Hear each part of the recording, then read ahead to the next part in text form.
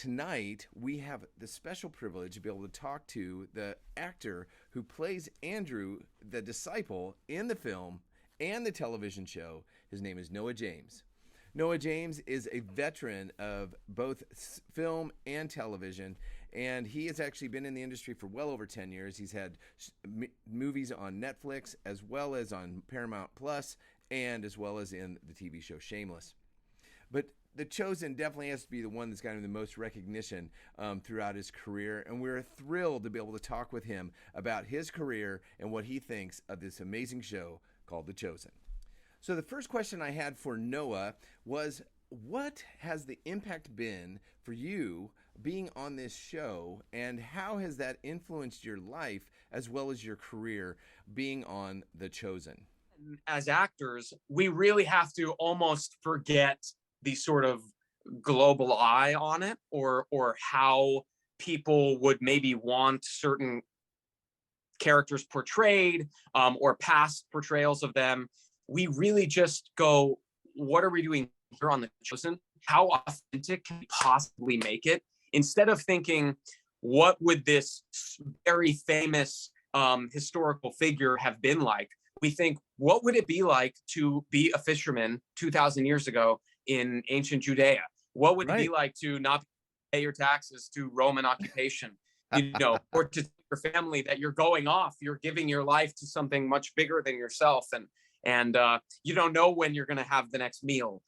Those kind of questions, that's what's interesting to us as actors, or at least I'll speak for myself. That's what I have to start from, and then build this character. And I think that that's what The Chosen does really well, and people feel connected to it on a personal level because they go, oh, that's what it would have been like to live back then. Instead of seeing it almost like statuesque or like a stained glass window, which are very beautiful in their own right, but it doesn't give you the sense of the dirt from setting up camp, the smoke in our eyes, all of this stuff. It's really, that's what we want to bring and make it as real as possible. Well, I'm going to actually jump ahead to one of the questions because you've already brought it up. And so one of our fans actually asked us, they go, did you like fishing before you started this movie or this television show? Because, I mean, obviously he was a fisherman. And so you fish. I mean, you're in boats at least and things like that. Did you actually enjoy fishing? I don't know. You grew up in Arizona. Did they have any water there? I'm kind of curious. I'm like from the most landlocked. I mean, there are people do fish in Arizona, I think. I was not one of those people, but no, I'm not very outdoorsy. I'm way too high maintenance for that. I'm definitely more artsy. I'm like a cinemaphile.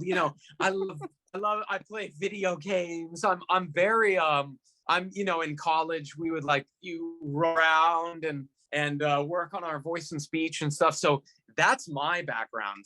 And then fishing on The Chosen, Shahar and I would always be like, so what are we doing right now? How are we supposed to make this net work? How do we undo this with the knife and what is this? And so, no, we don't have a huge background in that stuff, or I'll at least speak for myself. Maybe I'm sure Shahar did more fishing than I did, although I did go fly fishing in Idaho once for a week and loved it.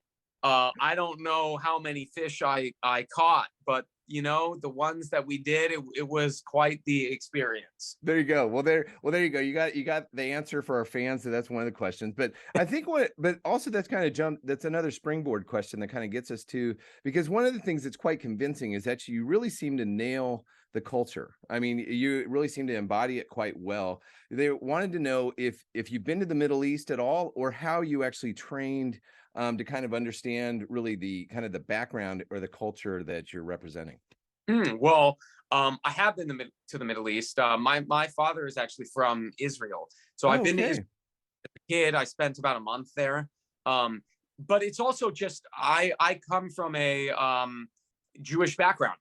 My family is Jewish, and so we celebrate Hanukkah, Passover, Yom Kippur, all of these things. And so I think this Jewish background, it's really been the life that I've led up till now. I mean, we didn't have a very religious upbringing in my household, but in the Jewish community, at least in my experience, there is a lot of importance set on the tradition. Obviously, I'm not going to sing the song, but Come on, Andrew. yeah, I know, of the traditions and of Sure. honoring our Jewish past and what it means to be Jewish. I certainly connect with the idea of back then this Roman occupation and oppression, and I think that's a thread that goes all the way back from the beginning of Judaism till modern days. I mean, to speak of it honestly, truthfully, Yeah. there rise of anti-Semitism that freaks me out, Right. and I see it. And I think, you know what? It's, I mean, it's the same. It's we're dealing with a lot of the same issues, and I think that is what rings true about The Chosen. Is you go, wow. I mean, that you're talking about people who were oppressed and struggling through the time period, and obviously it's much different now. But to see those little threads, it doesn't take much for your imagination to take you all the way back there. Right. Excellent. Well, I think that really kind of gives people an idea, because you really seem to touch on it. You really seem to grasp it, but yet bring it into this era. I think people can really kind of accept and really embrace it, because I just know of so many people I talk to all the time that have just really been impressed with your performance.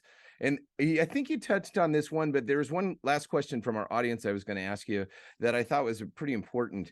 And that was because of the significance of this role of playing Andrew. And how do you remain humble playing this real life character? I mean, how do you really remain humble yourself in that role in so many different ways? What do you do to prepare for that? Oh, well, the role is nothing if not humbling.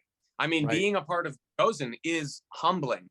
When it's so clear that when people come up and they're so excited about the show and they say, you know, I love the show and I love you in it or something, I really do take that as it is the show. It's yes, there's some aspect of it that is me, but it's not about me. There's no reason to have an ego about that, because it's truly it's a remarkable thing to be a part of. But it's a huge collaborative effort.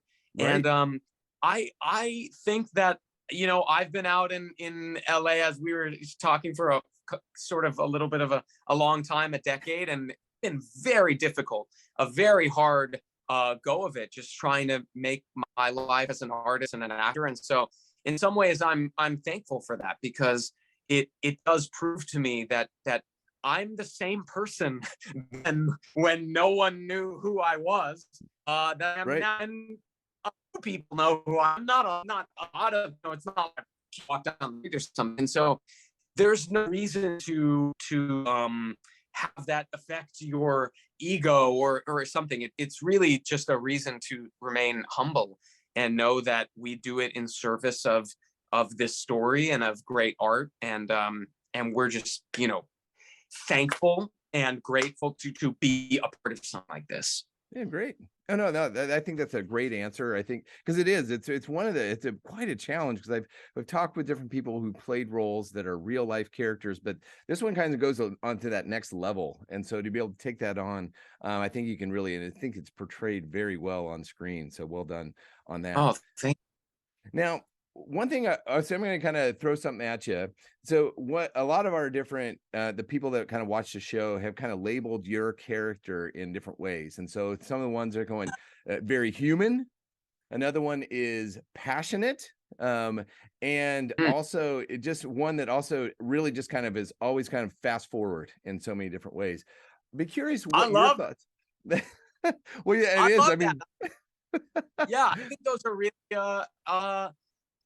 accurate and representational, and I think that you know, you're going to see a lot of that also in season 3.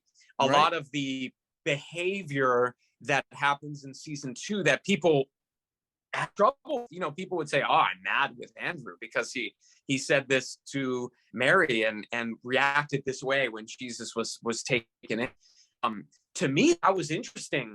I'm happy that people feel that way, but to me, I'm like, I would totally react in a too strong way if I was there in the ministry and Jesus was taken in, and say, no, I'm going to do anything I possibly can to try to get him back. And I think that this fast forwardness, this humanness of Andrew, people forget that the disciples were human beings That's right. and struggled, tried their best to get it right, and often got it wrong. And I think that there is this reverence, obviously, for the people, but in playing the disciples, you can't forget the humanness, and you can't forget how they failed as well as how they succeeded. And That's right. so that all has to be in there, and we really strive to bring that to life. So I'm happy with those labels, if you will. Yeah, I think that they were very accurate. But it's always kind of fun to be able to see too if that's really how you see it. But that's definitely how it comes off, and I think people really are able to embrace that. Well, kind of as we kind of head towards the end, one last question, especially for our readers and our audience, that that a lot of people were wanting to ask is that, well, we have a lot of people who come from a different faith positions that read what we do. So some of them coming from a Christian position, others come from other faith positions, but then also some that don't have a faith. And so kind of curious what your thoughts are as far as The Chosen, what it offers someone when if they're kind of exploring kind of the idea of Christianity or even God. Oh, well, I think that what The Chosen does really well, I think a lot of people sometimes are put off by faith-based media. They feel like it's not going to have good production value, won't have good storytelling, it won't feel real. And The Chosen, the whole sort of goal, if you will, was to bridge that divide and make an amazing show about the life of Jesus and those around Jesus. And so to people of all, faith backgrounds, you will see incredible interpersonal relationships. You see, it doesn't just go Bible story to Bible story. It's really about setting up these moments and saying, what would it have been like to be there in all the challenges? Would I have risen to the challenge? Would I have struggled the same way this character did or that character did?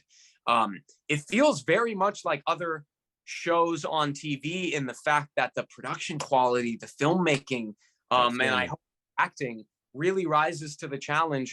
But of course, the subject matter is this man, Jesus, and those who live their lives around him for that short period of time, and how it affected their lives, and how it affected the entire world.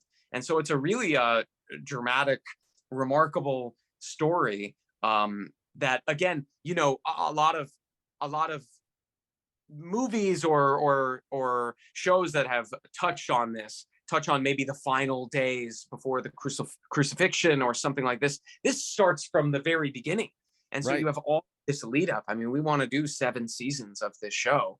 We hope you do. Yeah. And so when you get to that moment, it means that much more. Excellent.